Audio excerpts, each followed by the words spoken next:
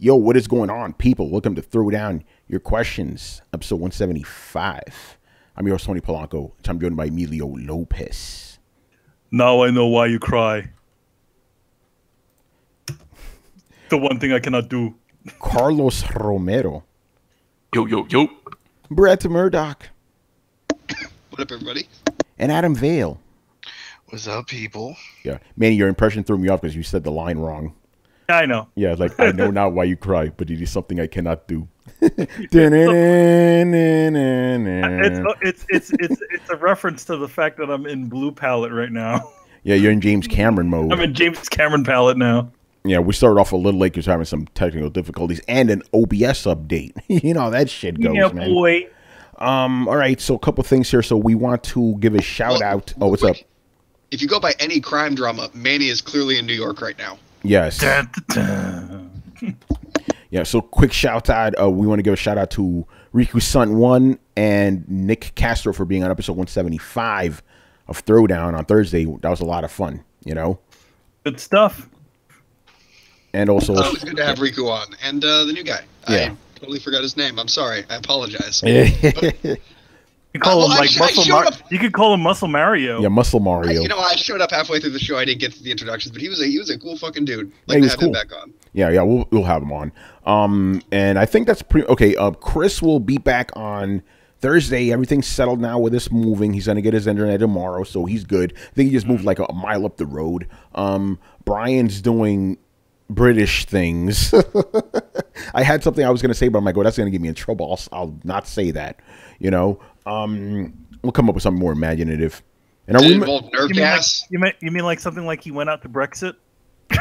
No, it was a little. That was a dad joke, Manny. He went out to Brexit, and yeah, Chris Bryan, and we have so many people on this show, I can't even keep track anymore. And the other guy's doing some other thing.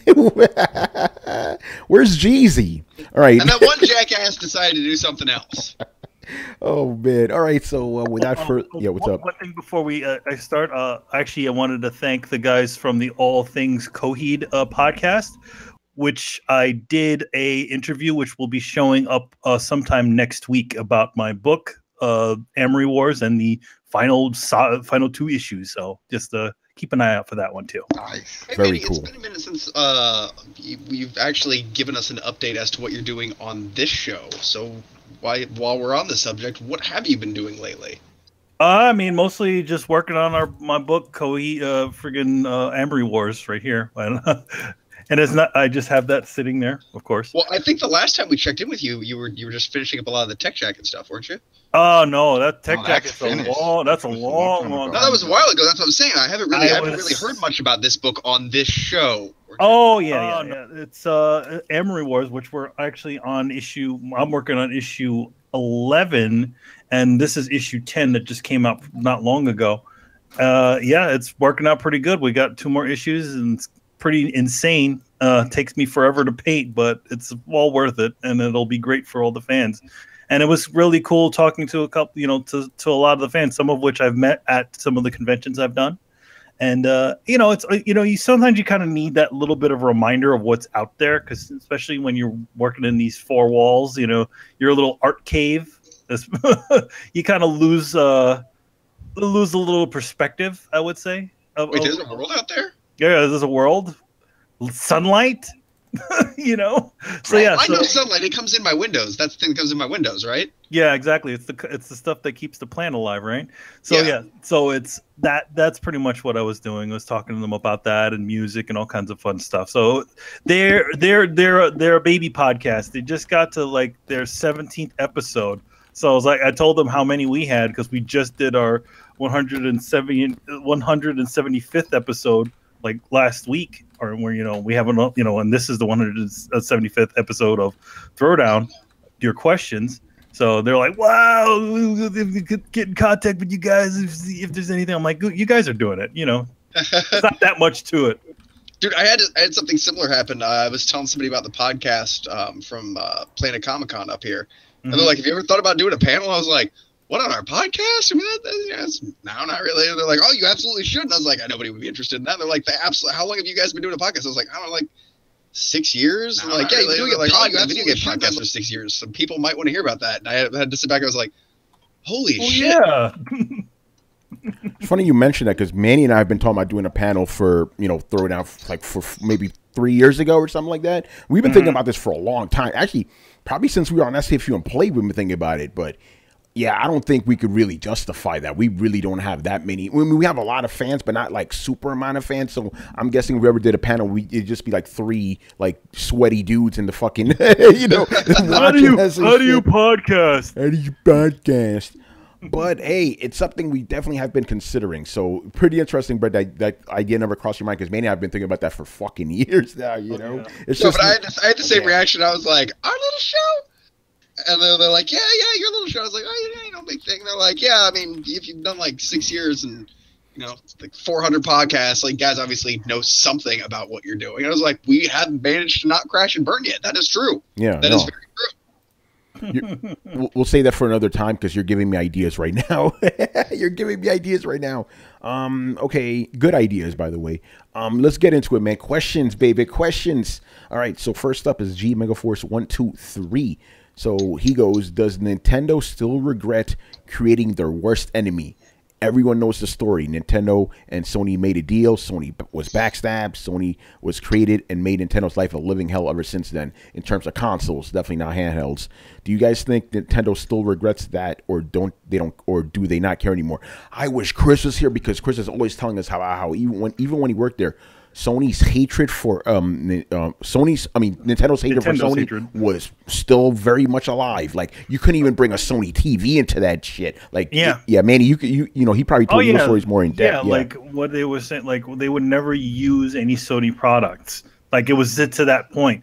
Like also, like the thing about Sony is that Sony also has a handle on the broadcast media and recording media. So they make DAT tapes. They make all those different things that you would need for production. So what happened was that essentially they're like, no, we're not using this. We're not using Sony TVs. We're not using anything Sony related.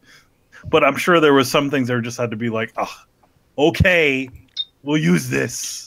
We have to. Because it's the only thing in town. Yeah, the hatred is still very strong, man. Oh, yeah. They do not like Sony.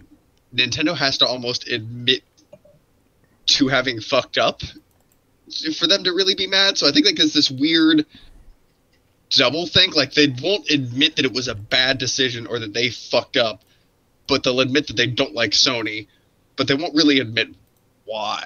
It's this weird, like I've seen Nintendo express hostility towards Sony, but I've never seen them express regret at the decisions that they made that caused them to have beef with Sony, which is a really weird combination. It's because they essentially caused it. If you think about it, it would be Sony that'd be the one like, wait, we hate those guys. No, it's nearly Nintendo. No, we don't want to deal with them. I'm like, you guys fucked them over. Yeah. Yeah. So yeah, I mean, it's the hatred is there, man. By the way, Michael in the chat says he's like, now that I think about it, I do sound like Brett. Remember Riku? He was mistaken. Like, isn't that Brett? Why are you talking to Michael? It's like, why does Michael sound like Brett? It's like, dude, no, they don't sound alike, bro. What the fuck is wrong with you? Yeah, I don't really have anything to add to this. Nintendo does not like Sony, but they will never admit that shit. They will never admit that they fucked up. No. The first thing they did, remember when Sony was doing bad in PlayStation 3, they were talking about hubris. Yeah. Right? That they're saying, well, certain studios have a certain sort of hubris and all this other stuff. Like, we don't do that. Roll around to Mr. Wii U era / end of Wii era. That was hubris right there. Yeah, so, Nintendo's nothing but hubris. So that's why they won't admit they fucked up. Mm-hmm. They could have really had a monopoly, really, because it would have just been them and Sega as the main competitors. Yep. Yeah, I wonder if Sega's kicking themselves, man, because Sega was almost going to do the same deal with Sony. Then they backed out. They were being stupid, They could have done it too. They could have. They also tried to do a similar deal with Microsoft, also with them on their the Xbox console later on, and didn't do it.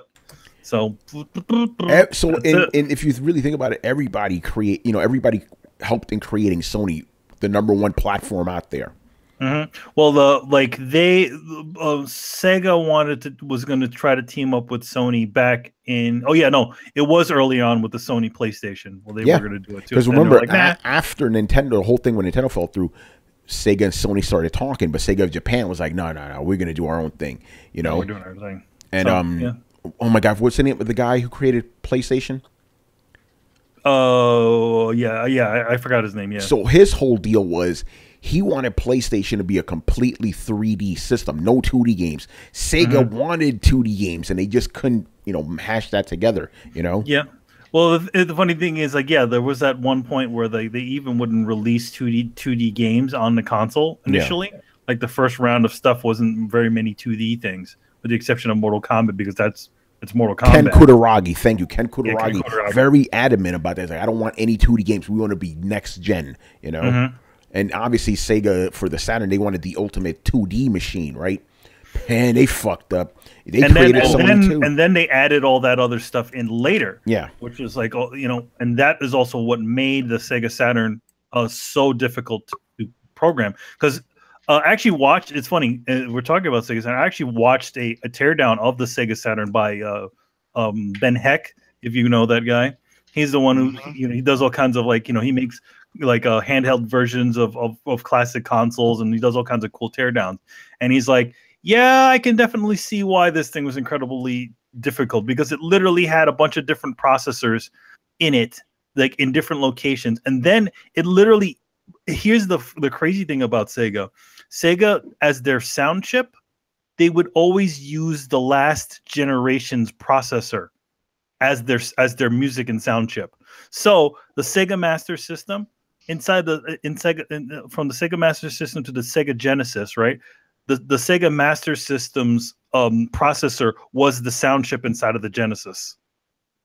And then going into from the Sega Genesis to the Sega Saturn, the Sega Genesis processor was the sound chip inside of the thing. In fact, if they were able to figure it out, they could have actually played Sega Genesis games on that original on that Sega Saturn if they wanted to, because you could actually do that from a Sega Master System to Sega Genesis with a peripheral. Yeah, that's crazy. And that's one of the other follies of the Saturn. That thing should have been able to play Genesis cartridges, but that's a story for another day. Let's move on to the next question here. Okay, do Japanese games have better music than Western ones? It seems like it. Like, I was going through memorable original soundtracks in my head, and for every 20 games I could think of, only one of them was from a Western game. Yeah, I mean, this is personal, obviously, but I've been saying that shit for fucking years, man. Like, because the thing is with Western games specifically, once we started getting, CDs and stuff, they created more atmospheric soundtracks, soundtracks that are more like movie soundtracks. Movie soundtracks are not meant to be really heard; they're meant to enhance the scenes and shit. That's what's going on with a lot of Western games. Not always, but for the most part. Theme-based movie soundtracks are, can be listened to outside of the. Yeah, but like if you're listening what about multiple Tony Hawks and multiple GTAs though? Yeah, those are different stories because they're using those are Western games. They're also using. Will you motherfuckers let me finish? No. Shit. So basically those are different because those aren't using like original music. They're using outside music. So you're going to remember fucking pop music, but it still counts as a soundtrack though. No, it does, but it also doesn't. We're talking about original He's talking about original soundtracks. Yeah, we're talking about original soundtracks here. Like obviously GTA games have memorable soundtracks. But yeah, for the most part, when it comes to original shit, that's why last year, for example, I'm like, wow, I'm playing a lot of games that have great music, and they just so happen to be Japanese games. Western games, for the most part, have forgettable soundtracks. They're not. I'm not saying they're bad. They're just very, very forgettable. They're not very theme-like. Japanese games always have themes to them, memorable themes that repeat the same things over and over and over and over again. Western games, again, they're just trying to have a certain atmosphere about them, like movie soundtracks. So that's why they're not as memorable. I have to disagree I agree, but I disagree. I agree with the impact that they have. I would have to say my best moments when you're like gunning down a hallway and you're fucking kicking ass and you hit that sweet spot and you were just kicking ass, man, and that music swells, that big triumphant moment, like that's really badass. And I don't see as many Japanese games having the music cued to the action. You said it yourself. Western games take points from movies where, you know, the soundtrack would kind of be this way for a while, and then as the action. Can you remember any of that stuff? Like, can you? Yeah, that's what I'm saying. Because can you thematically remember that song that was the badass swell that when you were running down that hallway? Yeah, for example, let's say you wake up in the morning. Are you having that specific song running through your head? Do you have those songs stuck in your head so much that you need to go to YouTube and listen to them and then hum them as you go through your day? Do you have that happen to you with Western games? I sure as hell don't. No, but I don't have that happening with Eastern games either. Wow, that's interesting, man. Because I certainly do. I bought the Persona 5 soundtrack because I kept listening to this song so many times on YouTube. I'm like, Tony, just buy the fucking soundtrack already, bro.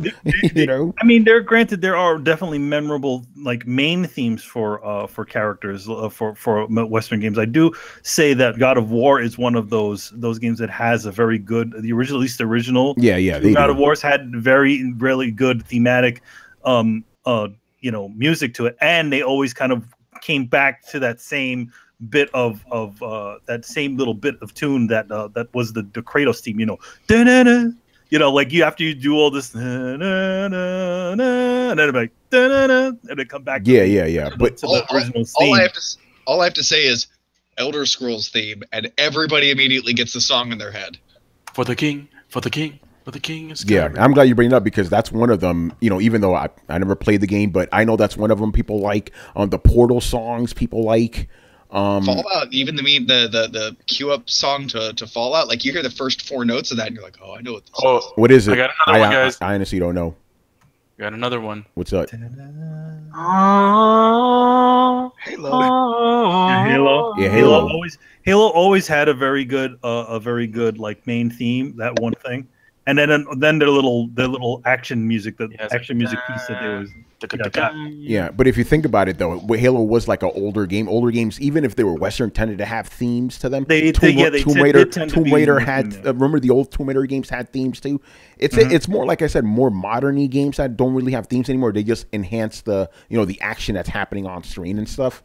Like, Manny, I remember you were playing me. You were talking about the soundtracks for the Dark Knight movie and Batman Arkham Asylum. You're like, they're like, hey, they're very similar. And I'm like, I forgot both of them. Like, I don't know what any of them sound like. It's always that very droning like that stuff. Yeah, but like I said, it really does go back to preference. But I know for me, like Japanese themes seem to stick in my head more than Western ones because Western ones don't have a lot of themes. I was gonna say Contra, but I forgot that's Japanese. Yeah. Well, a lot of Xbox guys forget that too. Also, I mean, you can also say the non, a lot of some of the Tommy Tallarico stuff from especially from Aladdin that wasn't the main themes. Those were actually pretty good too. Little jazz tunes that they put in there and stuff like that. Yeah, and also let's give shout outs to things like Cuphead. That's a Western game. You remember those songs? Those songs are pretty memorable, but they're very themey songs. They're not made to be like cinematic. No, I think in general, themey songs are easier to remember. Rayman, right? Western game. You remember those songs, because they have a certain theme to them. Yep. And I also feel like here's the other thing. I feel like what happens with Japanese games, they tend to go into different musical sections. Yes. So you can have a game like Persona, which essentially has fucking jazz in it. Yeah. The whole game of jazz. I don't know how. I mean, with the exception of Cuphead, there's not a lot that go in there. Some games go into Cuphead is in ragtime, big band, and jazz and early jazz music. Not a lot of Western games do that sort of stuff, which is Cuphead, is a Western game. But I mean, like a game like Gravity Rush, it kind of has a very French feel to it. That's another one that has really good, a memorable soundtrack, And I don't feel like, but I also feel like it also has to do with the sort of game that they're kind of putting out there. A lot of Western games are very serious. Yeah. They're really trying to be very down to earth, down like, it's like this. Serious moment, whereas opposed to a lot of Japanese games tend to take a lighter take on it. Gravity Rush and the other one, and Persona, they're pretty light games, sort of games. And then you have games like Nier, which is also a pretty atmospheric game, but it also has a lot of recurring themes that are very memorable. Yeah. All right. Anybody else? No, he had mine. Halo. Yeah. All right, let's move on here to my man Mebs, who shot me these questions on PSN, man. Mebs, another guy. He's been following us forever. All right, so his first question is, given the kind of game Monster Hunter World is, it's reasonable to assume something similar could have been released on PS3 or Xbox 360 last generation. Why wasn't there a Western release of a Monster Hunter game on those systems, and why did Capcom decide to release one now? Up until the recent Monster Hunter, it felt like Nintendo handheld had an exclusive on the franchise. So yeah, I never thought about it. You're right. You could have made a game similar to Monster Hunter World on those systems, on PS3 and Xbox. Here's the problem. You know why? PlayStation 3. PlayStation, number one, they were not going to make that at that point in time. They probably wouldn't have made that big of an investment into a Xbox game which would probably not do well in Japan, and then PS3 being the Japanese console, which is incredibly difficult to develop for, until they started using Unreal Engine and all kinds of other third-party engines. But PS3 was officially, I feel like the difficulty of PS3 to program for was a big hurdle for a lot of Japanese companies at that point in time. That's part of the reason why, if you notice, a lot of Japanese companies decided not to even skip the PS3, or not to skip actually developing for PS3 and then hiring an external company to do a game for them, buying a Commando, Dead Rising, a lot of those games. Yeah, I mean, this is a conversation I had privately and stuff, because I was talking to you about how this generation has seen like a resurgence of Japanese games. And we both concluded that it's probably because the PS4 is easier to develop for. Now the Japanese are finding their stride again. Because remember, back in the day, PS3 era is the era where the Japanese really lost dominance of the generation. Even during PS2 era, most games that you played were Japanese games, right? But yeah, going back to that, I think basically they had a good thing going with Monster Hunter on 3DS and Vita and shit like that. They were like, we're not gonna fuck this up for a PS3. Fuck that. And not to mention the how cheap it is to make that sort of game, if you think about it, because they're all just reusing assets and adding assets to old PS2 games. You know what I mean? It's all the same junk from the PS2, just reused, because it doesn't look, when you have it on a small screen like that, it doesn't matter how it looks. It doesn't need to be, the textures don't need to be incredibly great. So yeah, that's what happened. And also, not to mention that Monster Hunter, bringing Monster Hunter Portable actually did, if you notice back in those days, the PS3 era, right? What was getting all the attention out in Japan? It wasn't PS3. It was actually the PlayStation Vita. I mean, a PlayStation Portable. Sorry, PlayStation Portable and the 3DS. So they were like, 3DS. We may as well just keep making these games on these systems. Things that are very easy to develop for and don't need a lot of work. So essentially they're just cheap sequels that they could keep throwing out there, maybe add one or two things to it, little things here and there. This Monster Hunter World obviously needed some time to gestate. They needed to get everything back. They essentially needed to create almost everything from scratch again. Yeah, and I'm pretty sure they felt they could do it credibly now, and without, but they could do it without too much hassle now, because of, they already had the MT framework going on. The PS4 is easy to develop for. They're probably like, okay, now we can finally bring this shit over, and because I'm pretty sure these guys wanted to do a next gen Monster Hunter for years. They just weren't able to, with the technology available to them. So yeah, I think that's pretty much it right there, So what do you guys say? Jump in if you want to. I feel like it's always been there, just in different forms. There's so many other games where you just go and you start killing and stuff like that. But that was just hunting monsters, and I remember having it on the Vita also. Yeah, it's been around. It's just, I don't know. It's just a niche audience type of thing. Yeah, not anymore, obviously. Not anymore. But yeah, it was always very niche. Here's the funny thing about Monster Hunter. I looked into it. Every Monster Hunter game was always released in America eventually, So it's not like, how there's games, franchises out there that like some of the games have never been released in America. Every Monster Hunter game has been released here in some, form, Yeah. So yeah, it's always been niche, but the Western audience has always been loyal, And I think this is the game they were all waiting for, and everybody jumped in, Not only has the Western audience always been loyal, but Capcom has always, or that branch of Capcom has always been really loyal to their Western audiences.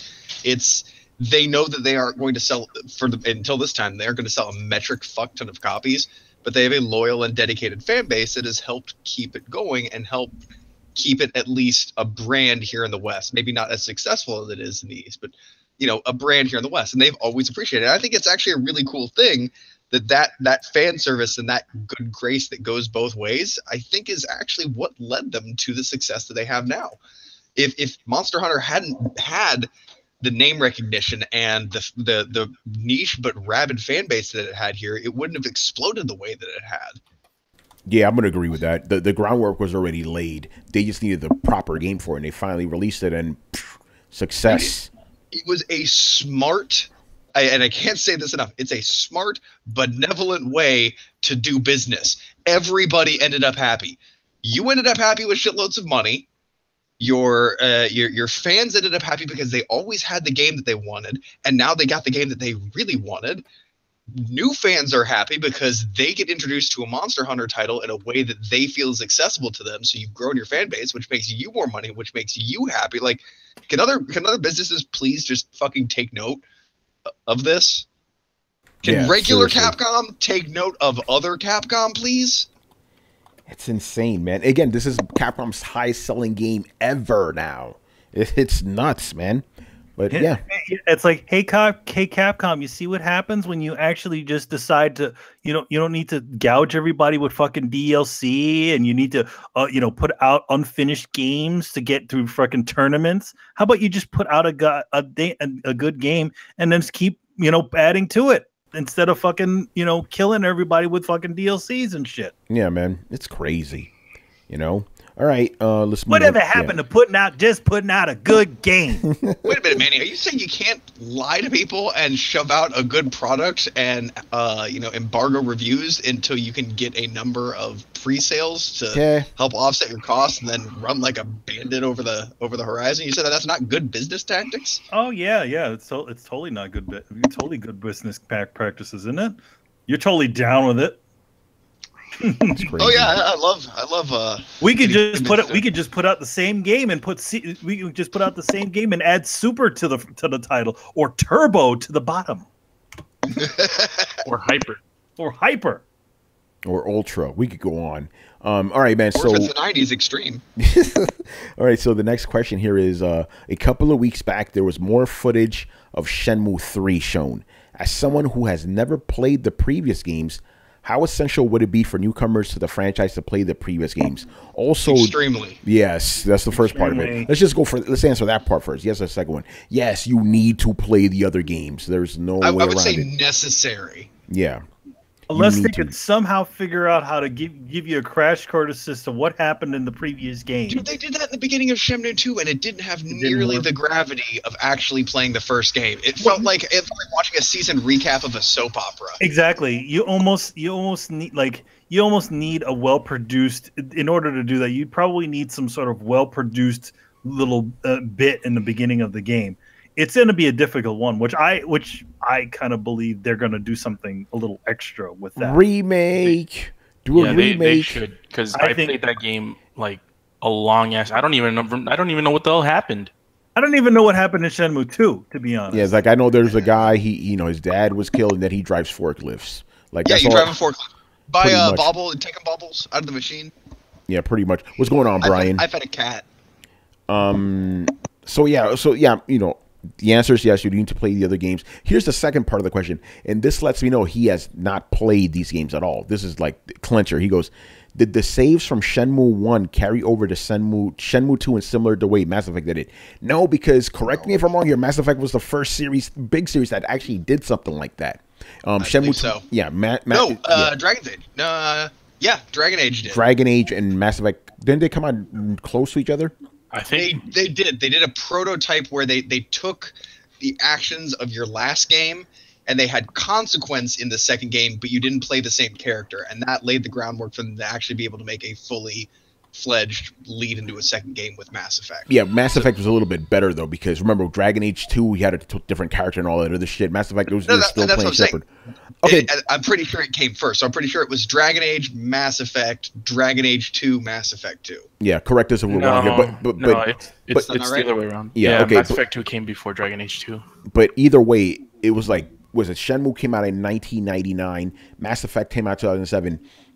In all that time, no game has ever done that. Mass Effect was the first one to do that, so Shenmue definitely didn't do anything like that. And there were no real stats to carry over from Shenmue 1 to 2. It wasn't that type of game, you know? No, it like essentially like, you know, I mean, you the way they did it was like you kept all the moves from the previous game, stuff like that. Yeah, but it wasn't like it remembered. It just kept it didn't. You know? It didn't. Things didn't work like that back then. Back then, if you had a sequel, it would just pick up the story where the other one left off. There was no cross save like that until Mass Effect came around. You know, which would be a really nice feature to add if they ever did do a remake of the 2 other Shenmue games. Yeah.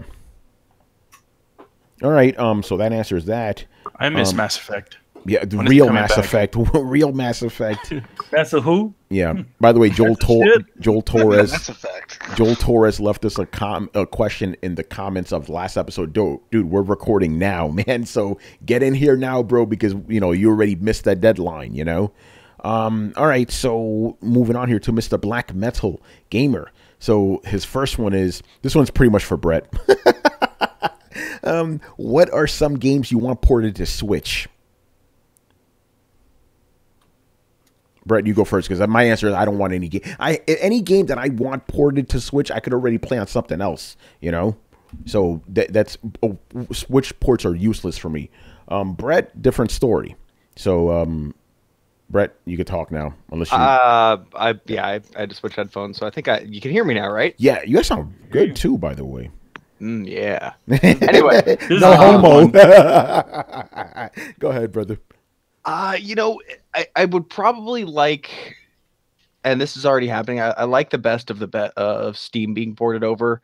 I'm actually seeing some weird news about where a lot of indie games are having trouble thriving on Steam. But even though they're getting good reviews, and they're generally doing what you would consider well, but they're not moving enough copies. And then, strangely enough, they're moving enough copies to actually, I've heard at least in one case, to save the studio, which is... Yep. Go ahead. I was going to say, that's what's going on with the one that did, Fruit Ninja, and they did the other one, Jetpack Joyride. That they canceled all their games, and now they're just focusing on trying to port those 2 over to Switch to see if they can make some money, because if not, they're about to shut down. So we might be in for a load of shovelware, but I'd also like to see some, I'd like to see Don't Starve brought over. I think that'd be fun. Honestly, I don't know at this point. I mean, they're putting Dark Souls on the Switch, so I can't. I honestly, genuinely don't know. I'm excited about the. So, Brett, you wouldn't want like Monster Hunter on Switch, Monster Hunter World on Switch. I mean, come on, let's be realistic. Monster Hunter World isn't going to run on the Switch. Yeah, it's not. I'm taking into account what the Switch is. It's not going to run a fully fledged, top of the line AAA title. Never's going to. If you want a large scale game, you're going to have to make compromises like you did in Breath of the Wild or certain graphical things. So there's a lot of games right now that are really big, like, in some weird impossible world, fucking Red Dead 2 on the Switch. Oh, yay. That shit ain't going to happen. What we're going to see is the best of previous generations, remasters, ports, indie games, things like that. And I think that's what you should see.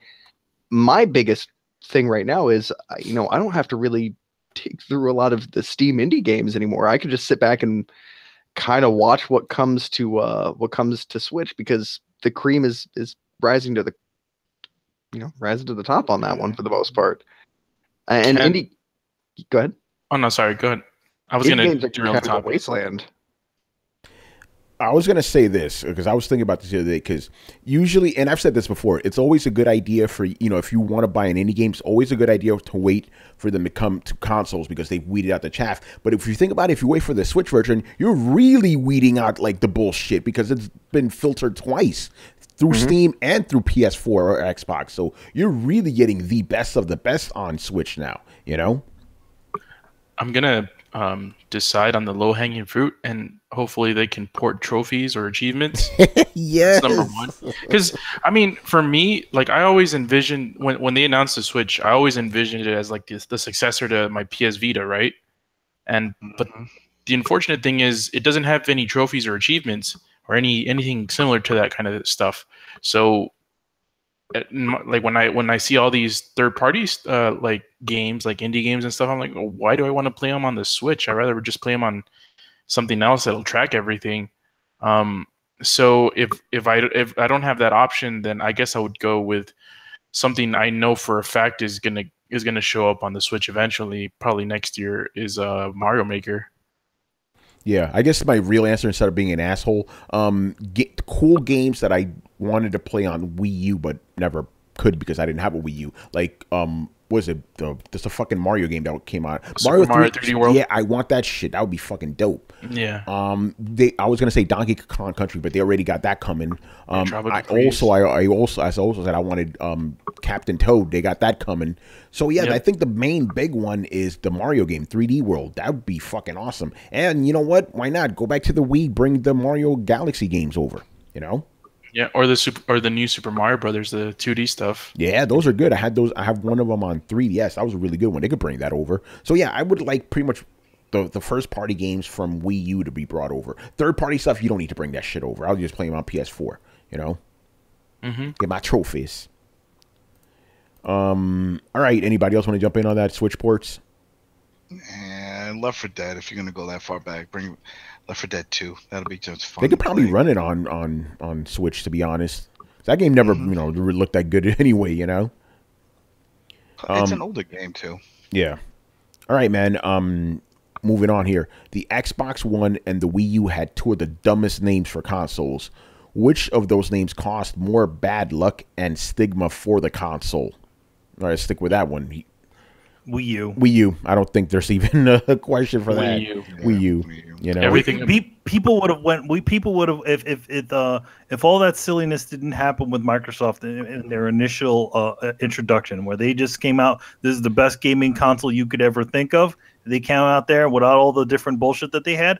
The Xbox would have never had any sort of issues. Wii U, on the other hand, there's total and utter brand confusion there. People thought it was an add-on to the Wii. Exactly. They used the same instead, and they didn't even do like instead like in Super Nintendo where they added like an extra moniker to it. This is just Wii U. It's like you know what I mean? Like the U is not enough to differentiate the two things. It just sounds like it's an add-on. Now, if you called it the Super Wii or Ultra Wii or whatever, that is a bit of a difference. It's like, okay, it's the next thing up. They did that also with the 3DS. Remember, it was the new 3DS. So yeah. What? I want the new 3DS. It's like, no, the new one? Or just the new? Because people were buying the other one and saying, that's right. Look right. Yeah.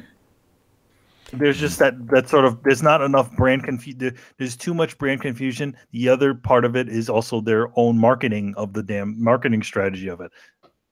Yeah, because think about it like this. Even though people were like, Xbox One, that's a dumb name. If because think about it, because people called the old Xbox One, but that's just a name people came up with. That was not the official name of that thing. Yeah, it was only just to differentiate. It was never an official name. It was just to differentiate it from the 360. Yeah, that's it. But people were like, "Oh, this is a stupid name," but nobody would have given a shit. You knew what it was. You knew it was the follow-up to the 360. When it came to the Wii U, people were like, it's just a Wii add-on, right? It's just a controller for the Wii, right?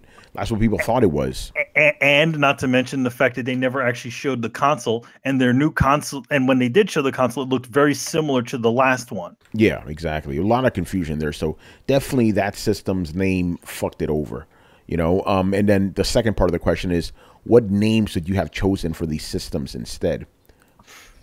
Xbox probably would have. It wouldn't have mattered if it wouldn't have changed. I would have left it Xbox One, or we would have called it Xbox 720.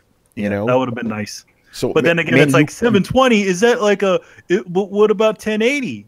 Yeah, that's also true. And Manny, you kind of already answered the question. You know, Ultra Wii or whatever. Ultra, whatever you wanted. If you wanted to keep the Wii thing because of brand recognition, you could add something to the Wii. You know, like something that build that main differentiation, and then also a redesign that made sense, as well as not just showing the goddamn controller. And that was the biggest confusion over the damn thing. Yeah, they could have just called it Wii 2. They could have called it Wii 2. Would have been even better. Like like just like how PlayStation is like they're not renaming the damn things. They're just calling them PlayStation 2 or 3 or 4 or 5, you know? Because the branding is so popular. Yeah. Exactly. And I mean, like Manny mentioned, they obviously try to recapture the magic of the first Wii, the original Wii. That's why they named it Wii U, but their foresight wasn't smart enough to foresee that Wii U doesn't really separate it from the original one. In terms of the way it's called. So, yeah, I'll probably use Wii 2 just so they could use the same kind of ploy to keep that name. And Xbox, I don't really like Xbox One. Can we just agree that was the dumbest name? It wasn't the dumbest name. No, Wii U was a dumber name. No, it is the dumbest name because when you abbreviate it, it just says Xbone. Well, they didn't think about that one. Yeah, I know, and that is exactly why it's the dumbest name ever. I mean, it's funny. It is hilarious, and that is again exactly why it's the dumbest name ever. Like I'm not trying to be like, you know, it's like they called it the Microsoft Hitler or anything like that. I'm just saying, like, okay, did you guys? Okay, there's a thrift shop up the street from me, right? They're named City Union Mission Thrift Store. They decided to go with their initials. Dumbest name ever, because now it's the Cum Thrift Shop. By the way, well, they all come up with something. What is it? I remember Star Trek Discovery when you abbreviate it as STD. Oh shit! You have TNG for Star Trek Next Generation. But most people aren't going to abbreviate anyway, so you know I don't know if that counts. Wii U just sounds stupid. For TNG, you know? Xbox abbreviates. Do they? They just go Xbox, you know, or the one. You only say I see it written out all the time. You only say Xbone if you're being derogatory towards it. You know. I'm not even saying no. It's just when it's written out like XB1. There people don't put the space there. It's just XB1 all word, and then they put the X on the other side, and now it just looks like a rad 13-year-old's extreme gamer tag Xbone X. I disagree with a lot of people that mentioned that they wouldn't have called it Xbox 720 because it kind of would maybe confuse people about the resolution. Yeah. So it's that was the thing. Xbox 1080 then. There you go. Or they could have just called it Xbox 2. Yeah. Xbox 2. It's like, what? You will go from 360 to 2? Like crazy. Or if it was Windows 10, they just call it Xbox 10. I think it would be cool. Like they just go with Xbox Scorpio and then just start naming them after the astrological signs, one after the other, the zodiac signs. Yeah, that's fine. In order of procession, that would have been pretty cool. Well, then what if it got the Xbox Cancer? Touche, sir. You'll just skip that one. Yeah, I think you would. They always either that or you use what is it? So astrological are Greek or Roman? They're Greek, right? I think you're thinking of the pantheons. I think they're the same on both, but maybe I'm just wrong. So there's not like the Roman or Greek version, opposite of Cancer.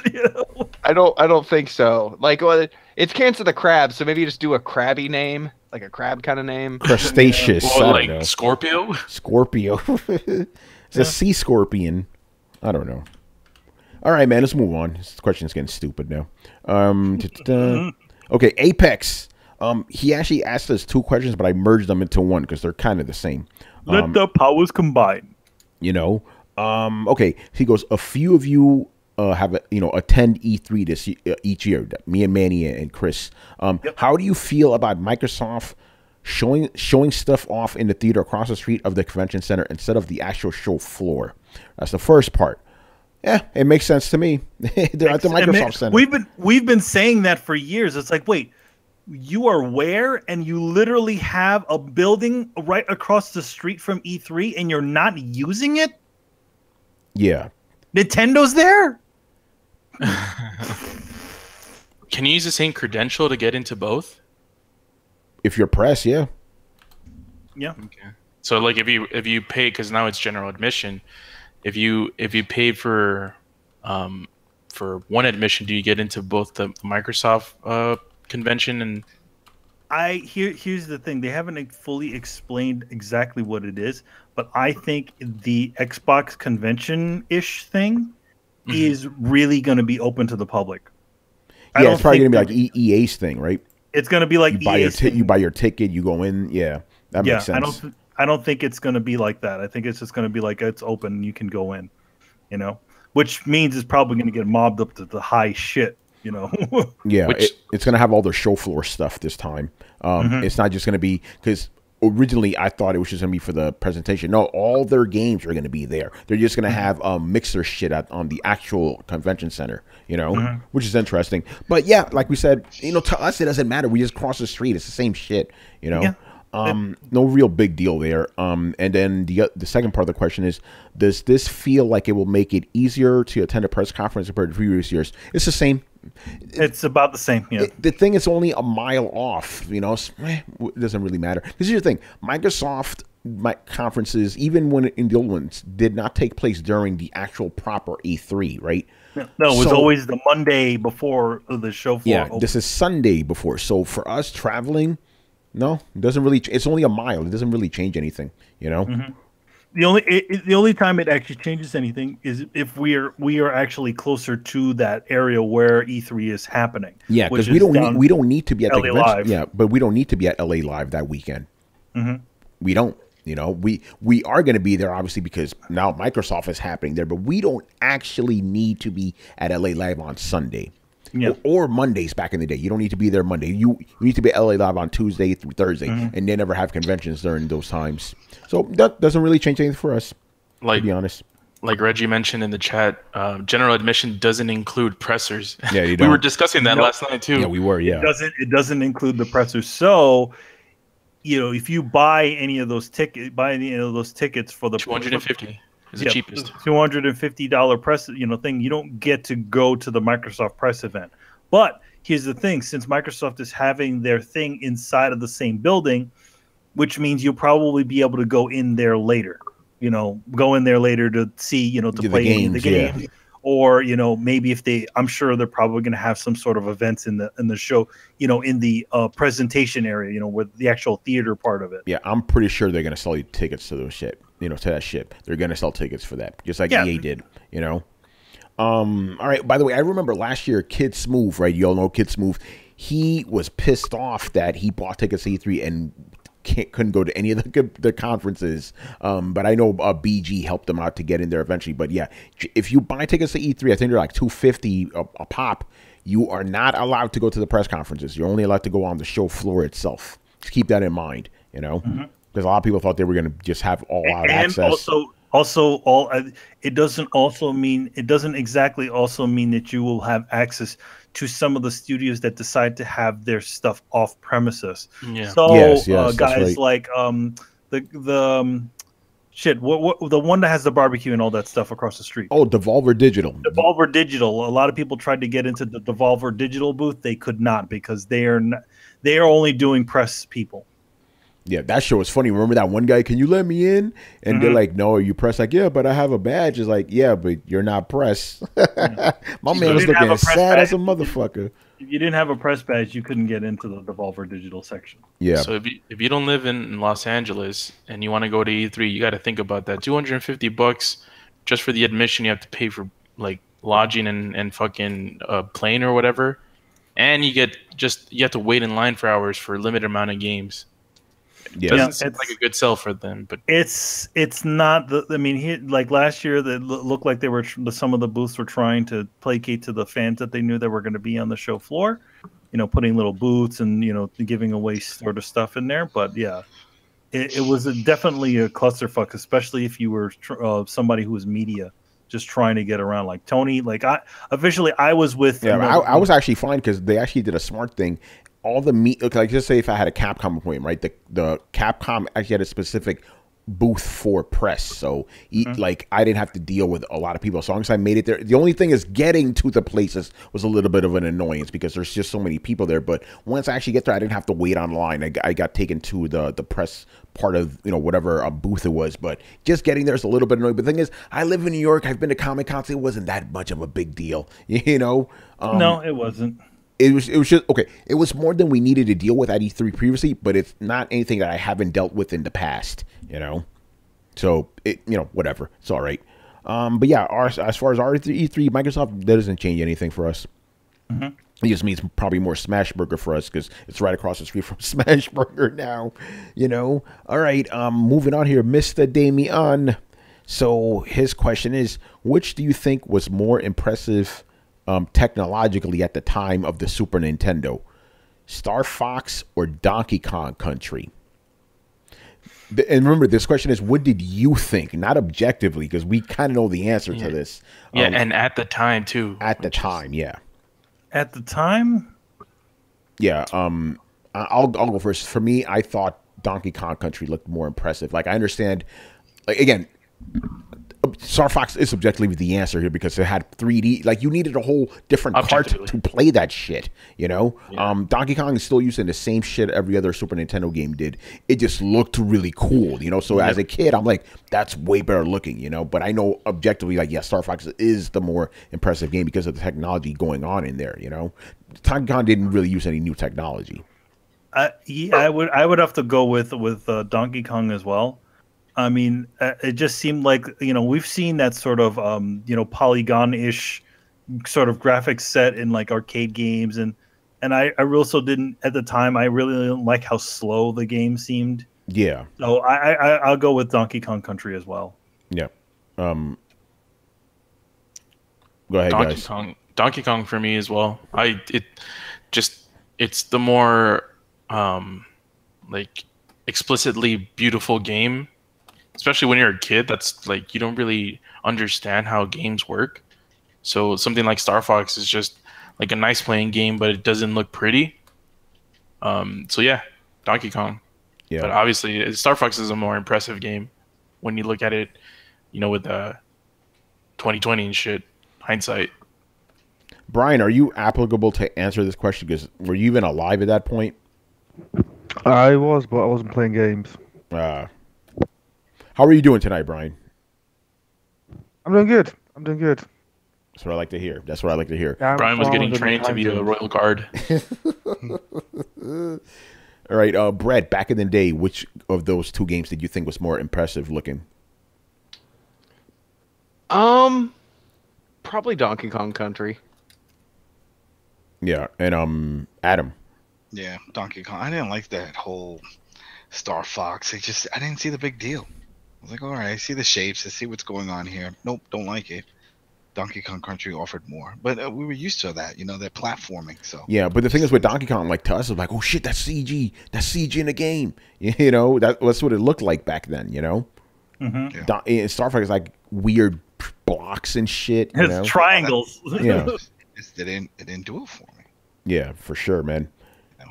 All right, next up, Mr. All Day Digital.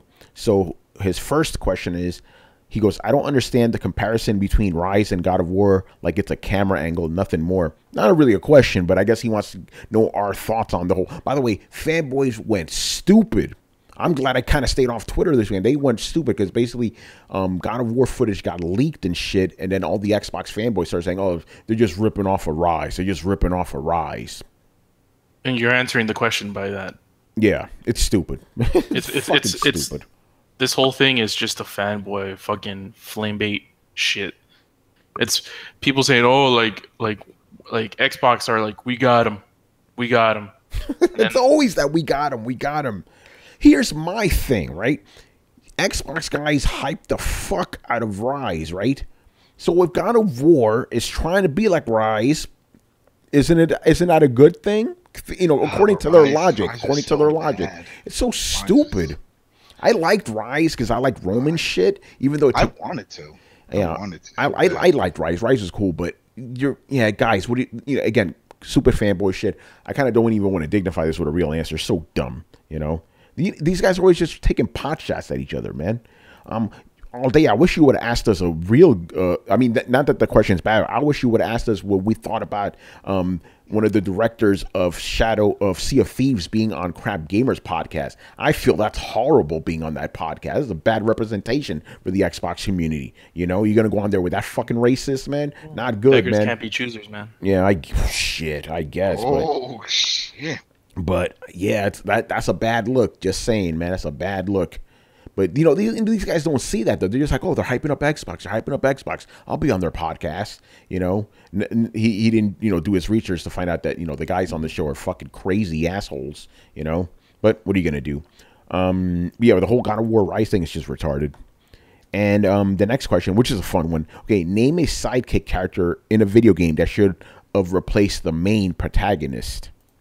Not a lot of sidekicks in video games, but I know they exist. Like maybe Mario, Luigi should have been replaced by, should replace Mario. I don't know. What do you guys say? Get in here. Sidekicks, eh? Sidekicks are replaced. Like which video game sidekick do you think should have replaced the main guy? I mean, some would say, and I don't believe this, but some would say that that Raven should have probably replaced Cat in Gravity Rush. Okay. Yo, man, what about Tails versus Sonic? I like Sonic. Didn't he get his own game? Yeah. So it's like, I guess they sort of thought that, and it's like, what if we just gave him his own game? Tails was just too busy dying. Tails is the Kenny of fucking Kenny from South Park of the Sonic games. He keeps dying and coming back. Yep. But yeah, there's not a lot of memorable sidekick characters in video games. One of the for some reason, one that comes to mind is that chick from BioShock Infinite. Elizabeth.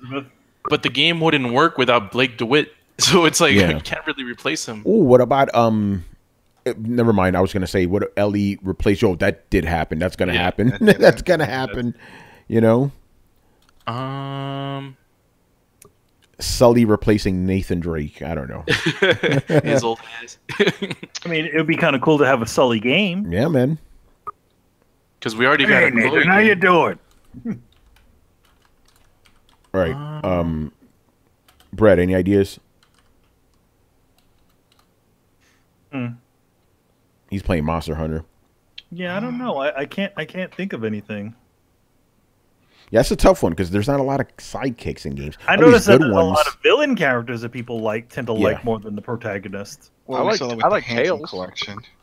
Tails? You think he should overtake Sonic? Well, he did. He did have his own game though. I don't think he should overtake Sonic. I just liked him more as a sidekick because he could fly and was immortal. Yeah, that's true. He was very handy. But if you gave him his own game, then Sonic would become immortal. It's a great conundrum. I was gonna say, give the portal gun its own game. That's funny, man. I'd actually like to play a game as GLaDOS, setting up and experimenting on people. It could be kind of a puzzle game, even like a Lemmings type thing. Like that could actually be kind of fun and hilarious. Yeah, that's true. Yo, Toady, what if they make a spin-off of Final Fantasy 15, just the cooking simulator? So would the cup of noodles be the sidekick character? No, the dude. I was gonna spoil the game.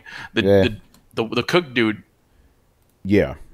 The dude with the glasses. Oh yeah. But cooking. Yeah, I mean, yeah. Do a game with him.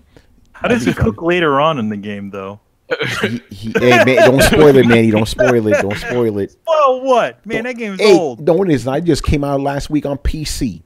Oh, that is true. Yeah. I don't think I'm exaggerating. I think it legit came out last week on PC. They did a really good. They did some really good stuff with that game. It looks very pretty on PC. Yeah. So it's been reset, Manny. Now we can no longer spoil the game. Oh, okay. Yeah, Sergio got it right. Ignis. Yeah, Ignis. There you go. All right, man. Moving on here. Fatal Mephisto. What is everyone's favorite obscure game? Obscure game. Yeah, we've had a variation of this question. We've before. had a variation of it. I never really played a game that people have never heard. I mean, like maybe Demon's Sword, but I wouldn't call that a favorite. You know? I wouldn't consider it like I like the game called Hurdy Gurdy for PlayStation 2. I wouldn't say it was a great game, but I did like it a lot. So I understood the obscure game to mean differently from when you guys are going. So like when I heard like what's your favorite obscure game, I feel like it's asking like game that's just fucking weird. I thought it was like what's a game that no one's ever heard of that you like? Yeah, that's what I thought of it as. Yeah. Oh, okay. Yeah, because if he was asking for weird games, he would have said weird game. You know.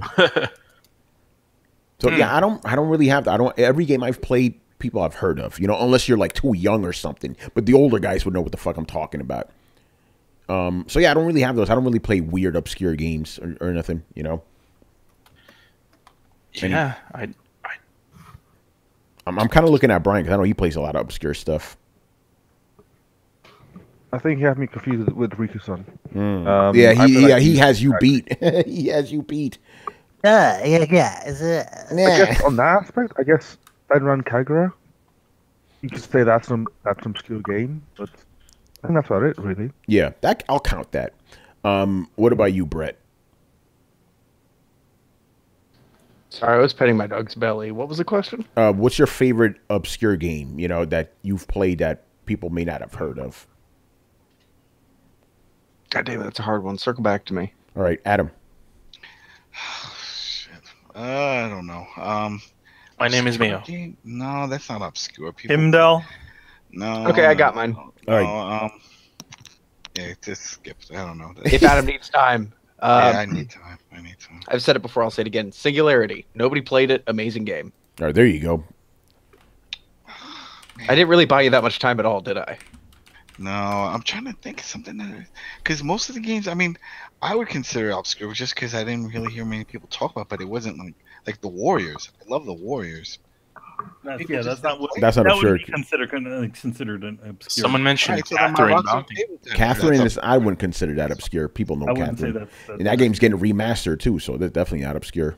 Like I've played a lot of games that are not super popular, but I mean, like for example, Terraria or Trying to. Like I've played those games, but I don't know if those are obscure games. No, those aren't really obscure. No, and I feel like it would have to be an indie game, you know? Yeah, that's what I was looking at. But the thing is that most of these supposedly obscure games eventually made mainstream, like Shovel Knight and stuff like that. It's like, oh, it's not obscure anymore. But at the time, that shit was out forever, you know? And then it just started picking up. Yeah. By the way, this is one of those moments where we feel the loss of Kristen. She can't be around to moderate YouTube. Some guys going in there crazy. Carlos, you know what to do, man. Okay. Yeah, again, I play shit people have heard of. Tactics Ogre, Hussein says that's a good one. But I think people have heard of Tactics Ogre, you know, for the most part. Because it inspired Final Fantasy. Tactics, you know. How about Ogre Battle? Yeah. Okay, hey, let's sneak this one in here, Mephisto. This will be your second question. What are your favorite hidden gems for the PlayStation 1? PlayStation 1 hidden gems. I didn't really play on PlayStation 1, so I'm going to step out of this one. He never had I was a Sega Saturn guy. I hated PlayStation back then. I was a fanboy. Ape Escape? Is that a hidden gem? No, really. Everybody knows Ape Escape. Mine's is Loaded. I don't think a lot of people knew about Loaded.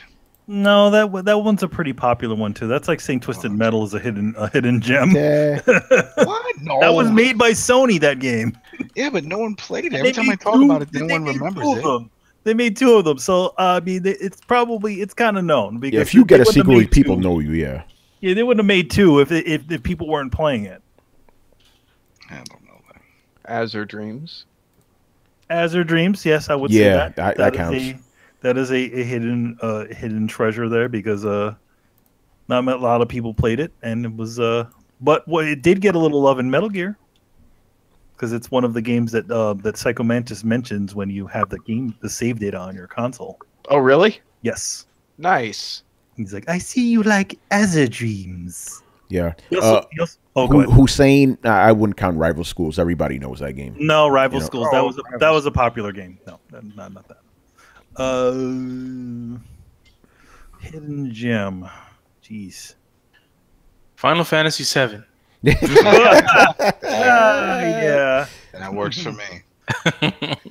I can't name that many. Jesus games Christ! For me.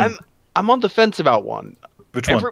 Road Rash, because it was no. big. No, everybody knew. Everybody knew. I don't know if knows. the PlayStation one was big though. Was it? No, but Road Rash is big though, man. Road Rash was, but by the time PlayStation came around, everybody seems to have forgotten about it. No, it was the same Road Rash that was on the only people that forgot about it was EA. I would say here's a game that I would say is a bit of a hidden treasure, and it was for both for the 3DO and the PlayStation, which was Return Fire. Return Fire, nobody remembers that anymore. Great game. Yeah, some guys are naming some games here. Colony Wars, Jade Cocoon. Never heard of these Jade names. Cocoon. Now that sounds like something I haven't even heard of in a long time. Yeah. Yeah, like some of the games that's like. Some of them I wouldn't say Bloody Roar was one. Nah. That one had like 3 sequels. Yeah, it's a bit of a difficult one. What else we got there on the chat? That's it. People know Vagrant Story, bro. Oh yeah, Vagrant Story. Come on, that was huge. That was pretty big. You know, just I had to time somebody out. People are going rowdy on fire. Yo, Kristen ain't here, son. Let's go. Yeah. All right. And where the fuck are we right now? Oh shit, we're on our last question. Okay. Look at that. This is from our boy Sergio Jada, who we actually gave. He won Final Fantasy X1112. He won Final Fantasy 12 for episode 200, man, or 100, whatever the fuck it was. Well, what the hell did you win it for? Was it episode 100 or 1,000 followers? I think it was for 1,000 followers. One of them.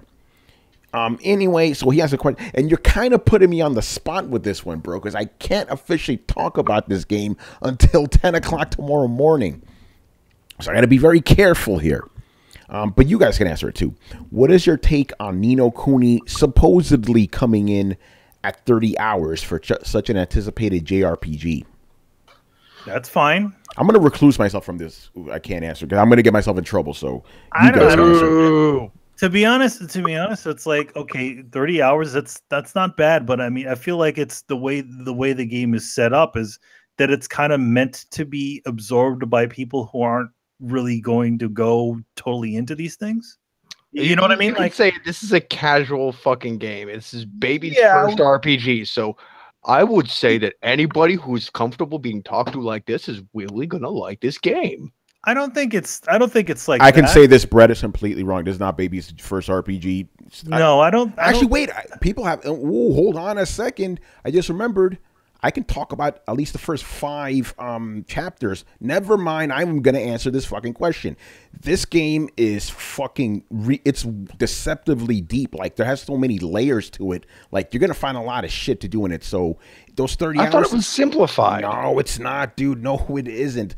For example, you could actually set up parameters like to make you like stronger against specific enemies. But obviously, like let's say you make yourself, you make jelly enemies hard to fight. That means when you have to fight harder and like solid enemies, you have to change the parameters again. So you're constantly micromanaging that shit. Then there's the RTS stuff, the building shit. There's a lot of shit in there. It's way more complicated than the first Ni no Kuni. So yeah, I think they probably just took down they turned off the turn-based portion of the game. Yeah, there's no turn-based. It's all real time. So you also have to manage that too. And even during actual real-time battles, you have to manage like not only shit you're doing, positioning for monsters and stuff, but you also can use these little creatures to aid you too. So you have to use them at the correct time, position yourself correctly, because if you, just like Monster Hunter, if you hit a monster the right way, you could actually knock that shit down. You know, very deep game, way deeper than the other one. Definitely not. Baby's first RPG is Pokemon. You know, this is not Pokemon. This is some real shit. So the 30 hours, let's just be honest, these guys rushed through this shit.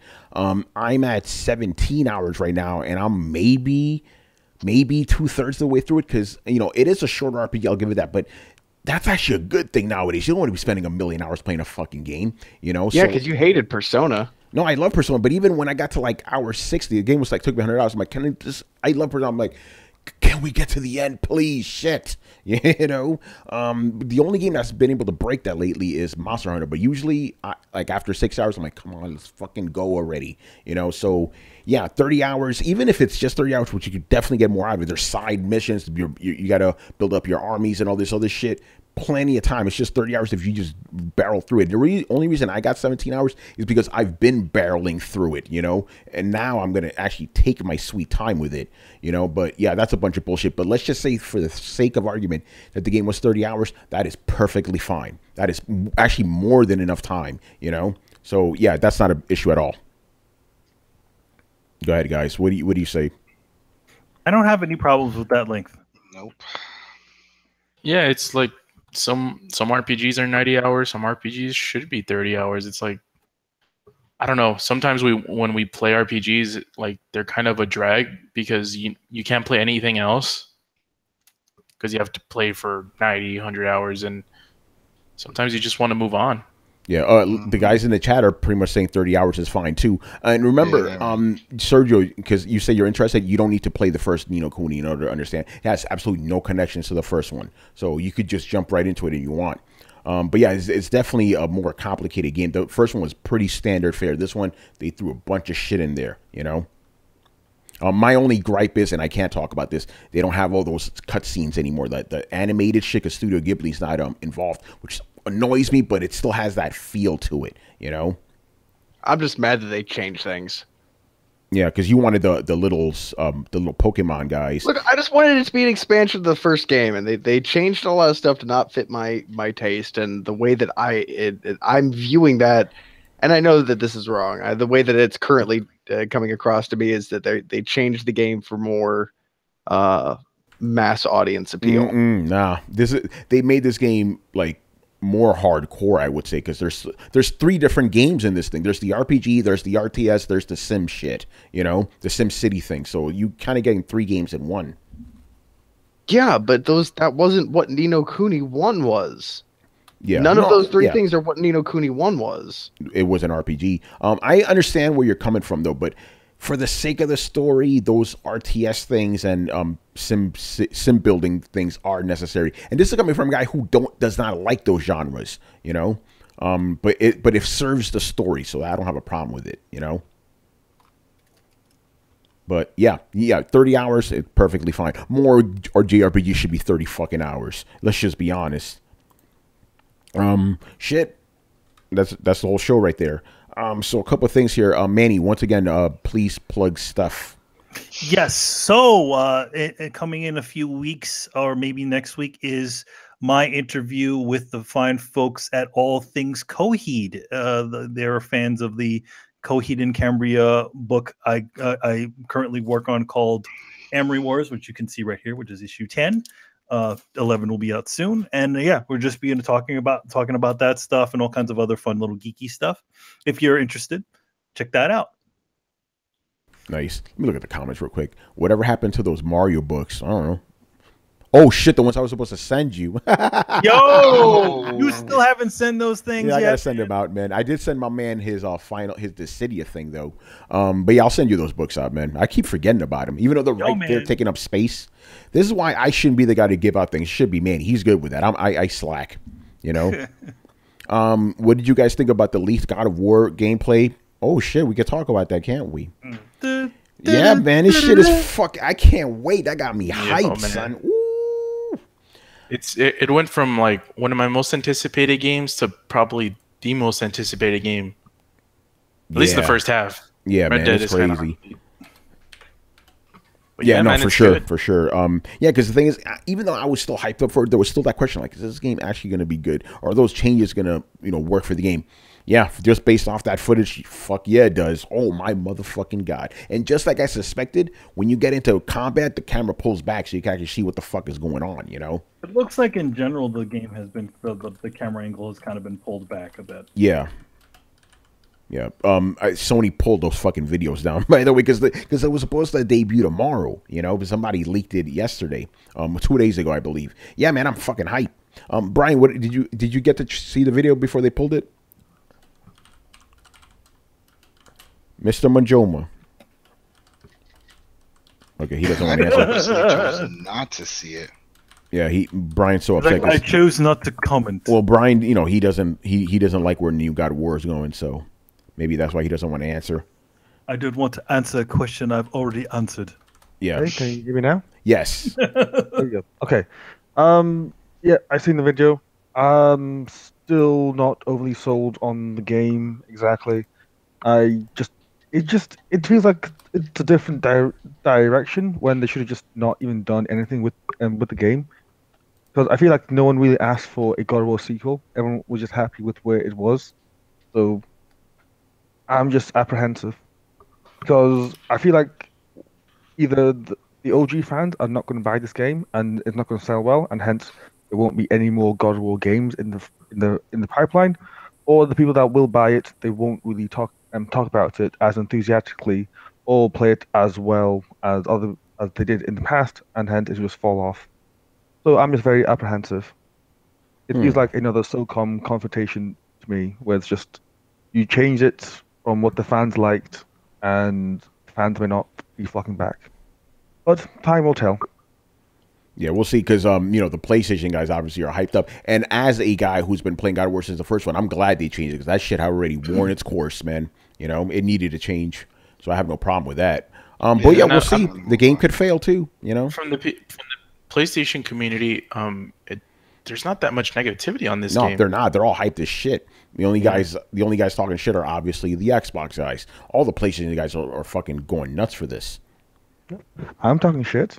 I own the platinum in all 1, 2, and 3. So yeah, but I wouldn't really consider you like a PlayStation guy.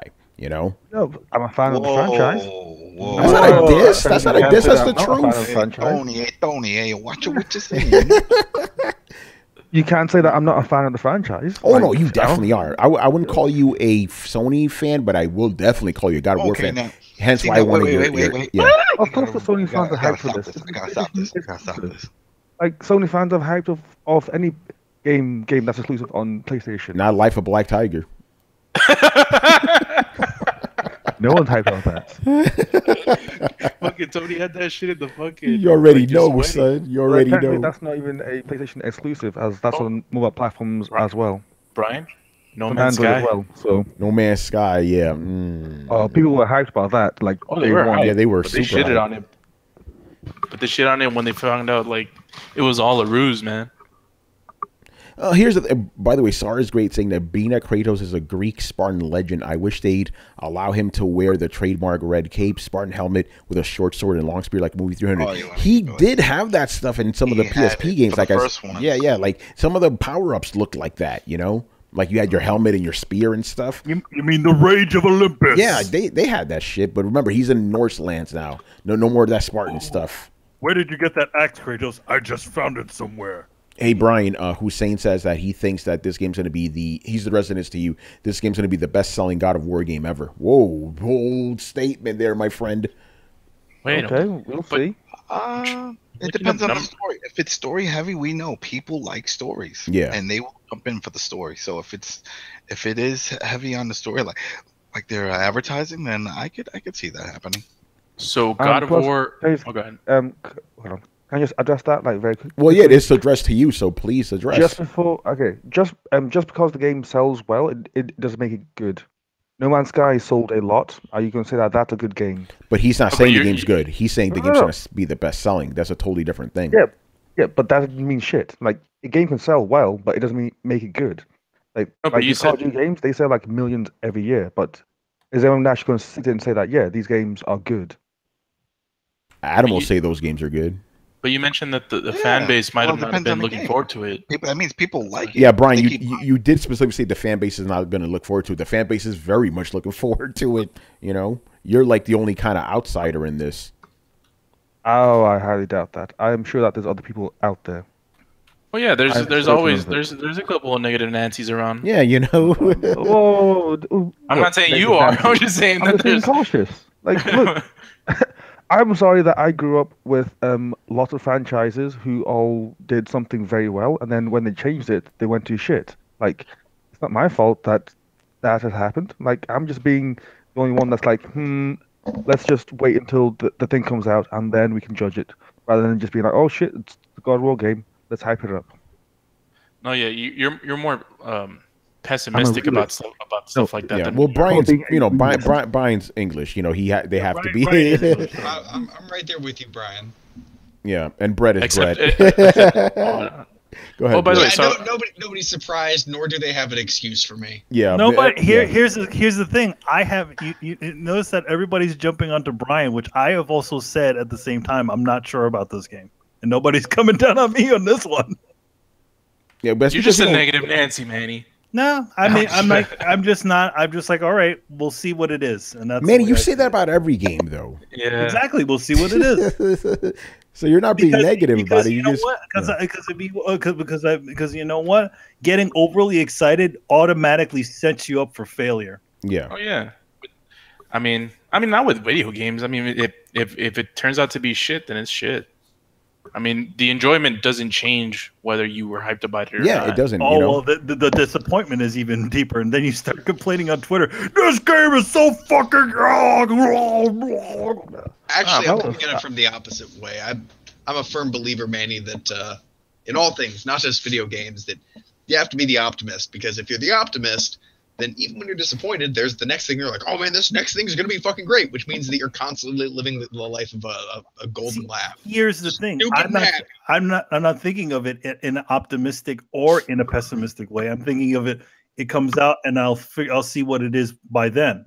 I'm not, I'm not. There's no fever pitch here. It's just like we're flatlined, and then there'll be a blip up or down when it actually comes out. Oh, okay.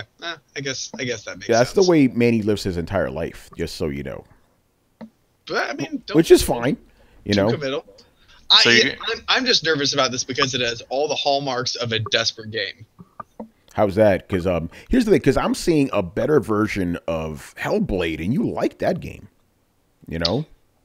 You're seeing what you want to see. But can't you say you're seeing? You can't just say it before you say it. Aren't you doing the same thing too? No, I'm reacting with caution to a what's the word I'm looking for? To a system of events that has happened repeatedly before. Okay. There's not that much. I mean, there is info about the new God of War, but there's not that much info that we can be excited. You can look at it and fill in the blanks with the things you see. But here's the thing that concerns me: is this feels a lot like,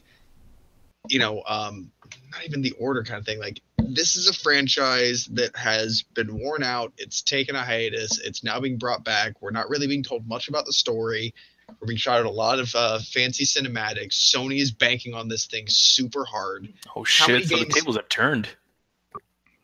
It's three of you guys now. By the way, Brett, I just want you to remember what you said. You were saying the same things before. Then when you started actually going through what the game has, you actually got excited for it.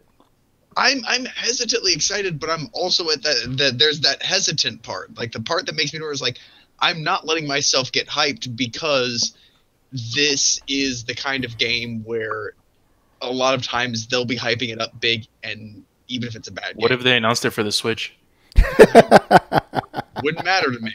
Oh man, yeah. Play a God of War game in like 12 hours. What the fuck do you need it to be portable for? Hey man, the PSP games are the best games in the whole series. Yeah, that is true. You don't need them to be portable. They're such a short game that you can play them in your spare time while you're at home. By the way, to take it on the train with you. I'm gonna make a bold prediction here. Uh-oh. I'm not gonna say this game. Oh, what's up? A disturbance in the force. I sense a disturbance in the force. So I'm gonna predict something. By the way, before you make your prediction, Hussein brings a good point. He goes, Brett, if this game if Sony was really desperate with this game, they would have made it a multiplayer open world game. Yeah, I agree with that. you know that you want to know what the Sony's actually did they do that shit with The Order? No, they didn't. No, they didn't. And The Order was a huge flop. They were riding like a son of a bitch. But it wasn't desperate though. Yes, it was. It was No, in it every fucking you know what? trailer. You know Order what was not desperate at all. You want to know what desperate was? God of War Ascension. That was desperate. Yeah, because that attacked on multiplayer. Maybe desperate is the wrong word. They are beating the band to promote this thing. And when I see this kind of behavior, this kind of flagship game where they show nothing but a lot of cinematics, but they're very sparse in the details of the game, that generally doesn't bode well. I think they just don't want to give the story because it's so heavy on the story. Exactly. And this is God of War. They're going to promote it. They're not going to be like, oh, yeah, God of War game. Buy it if you want to. Maybe not. They're not going to be timid about it. You've seen a lot of gameplay then? Yeah, they just leaked 9 fucking minutes. They're about to release it tomorrow, dude. What are you talking about? You know? They showed pure gameplay. That's why me and Cars are even more excited now because we've seen the actual gameplay of this shit. Okay, well, I'm sorry I haven't seen the gameplay that they're releasing tomorrow. Yeah. Because they leaked it. You didn't look at the leak, man. The Reddit guys didn't keep you up to date, bro. Neither did you. Yeah. Actually, he did post it. Yeah, he did post it, but you know, Brett doesn't go on Twitter. I don't do that Twitter shit, yo. No, so is it the beginning of the game, or no, it's somewhere in the middle of the game? It's somewhere like in the middle of the game, and yeah. So have we debunked the Dad of War, the son thing? Oh, we don't want to. No, we don't know that. That's just Adam's theory right now. This is Adam's theory, but the kid does help you in battle though, which is really cool. Yeah, and he's the puzzle solving vector. Okay, so we were starting to get some clear idea of how the mechanics actually work on the game. Yes. Mm-hmm. Okay, because that was the shit that was making me nervous. I was like, I'm seeing a whole lot of flash, a whole lot of promotion, a whole lot of CGI, not a lot of actual meat and bones gameplay here, guys, and that always makes me nervous. So yeah, well, tomorrow get ready because they're going to release a shit ton of that stuff. Okay, you know? Okay. Well, then I will reserve my full critique. Yeah, again, Brett, this is why me and Carlos are re-hyped because before I was already on board because of God of War, but now this thing made me go, oh my god, this kind of alleviates some of my fears I had about this game. Yeah, same here. Because I was looking more forward to Spider-Man. And because we've seen more Spider-Man than God of War before I watched that video, but now that we watched God of War, I'm like, yep, this looks great. So I'm right where you are before you watched the video. Okay, yes. So I wonder how much of this is actually differing opinions and how much of this is who's seen the new leak and who hasn't. Am I the only one who hasn't? I haven't. Well, Adam, you don't really care about God of War, do you? What? I'm the one that's been hyping this. Okay, I thought you didn't care because it's not Call of Duty. I just don't want to see footage. I don't want no spoilers. Yeah, and as far as the story goes, I'm not going to say now, but they actually did already tell you what the story of the game is and stuff. Yeah. Wait. He kills gods? No, it's not that. It's why Kratos went to the Northlands and what's going on with his son, you know, his son's powers and shit like that. There's more to it than just, hey, Kratos is killing a different pantheon now, you know? Oh, I can tell you why. Because Sony needs some more money. Yeah. And the horse has just died, so yeah. Keep eating it. Oh, that's every game that comes out. That's every game, though. You can say that about every game. Warframe? No, but as like they're beating the franchise. It's like, oh shit, the franchise has just died, but you know what? There's still a couple of good more wax left in it. So make a game like the popular game these days, like The Last of Us. Bullseye. Let's go. Hey Brian, I definitely agree, but what I'll give them credit for is they're reinventing themselves. Yes, exactly. They're not just doing the same old shit. If they're putting out the same old God of War, that shit would have been dead on arrival, you know? Yep. You think so? Oh, yeah, easily. Yeah. And let's go to my bold prediction now. Uh-oh. Dun, dun, dun. Dun, dun, dun, dun, dun, dun, dun. All right, go ahead. And if anybody wants to make any bets, I'll more than gladly take some of those. Man. Throw down your bets. Throw down your bet. So, God of War 1 sold 4.45 million. God of War 2, 4.07 million. God of War 3, 4.81 million. We don't even need to look at Ascension because that shit probably sold like ass cheeks. I predict that God of War for PS4 is going to outsell all three of them. Oh, shit. Not combined, but it'll do at least 5. Carlos, I can't bet against you on this one. I actually agree. I actually agree with you. This is Like, think about it like this: Horizon Zero Dawn sold almost 8 million, right? 7.6 million. New IP. This is God of War. Yep. Shit, I think this is gonna. Oh, okay. So what do you predict now? This is gonna get crazy. Based off of that, if the game is good, I'm gonna predict 8 million. Oh yeah, if the game is good, yeah. Yeah, Because they're not on launch, obviously. No, this isn't a other Zinc prediction. 8 million in the first year, which is from was it April 20th to next April 20th. Yeah, yeah, I think so too. All right, so okay. Because they already did the one sign that will make this sell like freaking crazy is that they're getting all these bundles. Apex says you're a secret booker. Yo, man. Yeah, they're getting... Oh, yeah, this game's going to sell like fucking crazy. If it's good. If it's good. It could be, if it's trash, if it's the order, then forget about it. Even though the order sold like 5 million. The order also did sell very well. well. The order sold 5 million. That's true. But think about it. Even if this sells 5 million, it would have outsold the other games. Damn. Yeah. Wow. Yeah. You know what, Carlos? That's not a bold prediction. That's not really a bold prediction. I think this game could easily do 8 million in the first year if it's good. It's a simmering prediction. Yeah. Chad Main says 12 million. You see, I don't know about that, bro. Oh, no, I don't know. That's Call of Duty numbers right there, bro. That ain't happening. Call of Duty. Call of Duty. How much did Uncharted 4 sell? Of interest. Which one? What happened, Brian? Uncharted 4. How much did that sell? Oh man, Uncharted 4 was crazy. I'll look it up. Yeah, wasn't it like 8 million last time I checked? Where are you checking it though? VG charts. People don't like that place. Well, yeah, but it's reliable after a number of time. Like Yeah, after a year or so, then they can't fuck it up. Yeah, that's true. But if it's like, yeah, I remember Uncharted 4 selling more than I expected it to.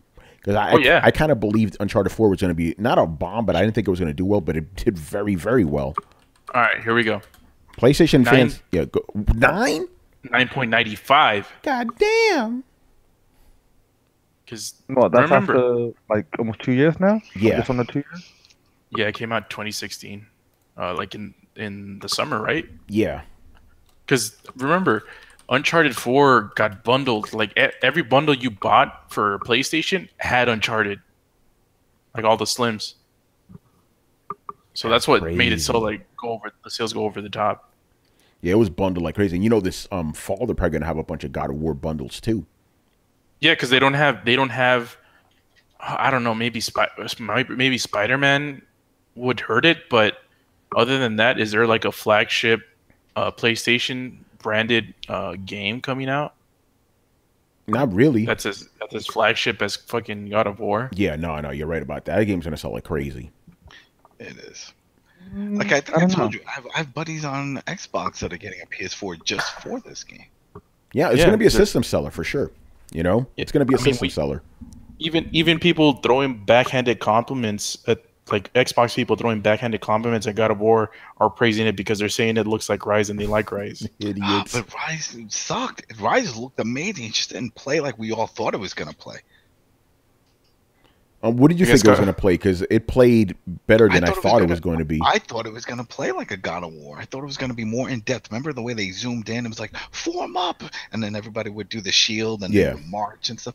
I'm like, oh, this is going to be badass. But then it just became very basic. See, I wanted to, you know, I guess because I listened to the ponies too much, I thought the whole game was going to be like a Telltale game, just with better graphics. So I'm like, oh, shit, I could actually control this guy. You know, so I was like, this is good. You know, I thought it was just going to be a Telltale game. You just press the button and shit, and that's it. Not on my end. That's not what I was expecting. Yeah. By the way, Hussein says Spider-Man's going to sell 15 million. I don't know about that, bro. I don't think a PlayStation game has sold. At least one of them has sold 15 million. Here's a good question, and we're just kind of filling up time because we're done with the show. What is the best-selling PlayStation first-party IP of this iteration? I don't know that. I think it's Uncharted. It has to be just based on those numbers. You know? Yeah, because I mean, what are the other big franchises now? The first party franchises. I know Horizon sold 7.6 million, right? So that's getting up there. Oh, they're like because the Japanese games don't sell as well. Much. I know the Last of Us remastered actually sold really, really well. But I'm still pretty sure, as far as games overall, I'm pretty sure the best-selling title on PlayStation is probably Grand Theft Auto. You know? Oh yeah, that's man. Parties. By the way, did we get an MPD this week? No, it's coming on Tuesday. Weirdly enough, not on a Thursday, on a Tuesday. Oh, okay. God of War 3 will be PS4's best-selling game 2019. 2019? 2018 maybe. You mean but 2018? 2019 ain't gonna be it, bro. Did you say God of War 3? No, God of War. No. Okay. Yeah. All right, that's gonna do it for the show, man. So let me throw up the little schedule here. I almost forgot to do that last time. So thank you for watching and listening. So leave us a questions in the comment section of this episode here on YouTube or over on the Coalition. We'll answer them on next week's show. Subscribe to Throwdown on SoundCloud, iTunes, and YouTube. Follow us on Twitch, Mixer, Twitter, and Facebook at Throwdown Show. Links are located in the description below. Once again, I was yours, Tony Polanco. And tonight I was joined by Emilio Lopez. I'll see you later, guys. And also make sure to know that next episode of Throwdown, me and Tony will not be on the show. Yes, one of these guys are going to host it. Who? We don't know. We don't know. Oh, it's going to be fun. All right, Carlos Romero. later, guys. Brian Manjoma. Old predictions were made. Whether or not they'll come true, we'll find out. Adam Vale. Have a good week, people. And Brett Murdoch. Seriously, guys, that is a dramatic effect. We actually don't know. Yes. All right, man. We'll see you on Thursday, man. Later. Deuces, guys. Peace.